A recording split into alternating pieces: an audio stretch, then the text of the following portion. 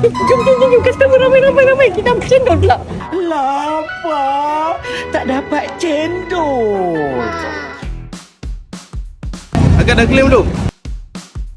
Dapat diskon ni orang beli apa? Beli makanan, beli air, kenyang. Happy dah benda barang free. Abang, sale macam mana hari ni okey tak? Alhamdulillah okey kak. Rezeki. Alhamdulillah sangat memerangsangkan. Ada aku dah 100 lebih dah ni. Ini baru half day dah ni. Belum lagi orang kata ramai lagi kat atas. Terima kasih Pihak Selangor bagi RM15 dekat kita lah. So, ekonomi peniaga pun boleh meningkat. Gitu.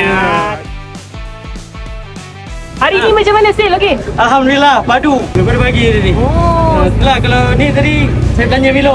Terima kasih Flash.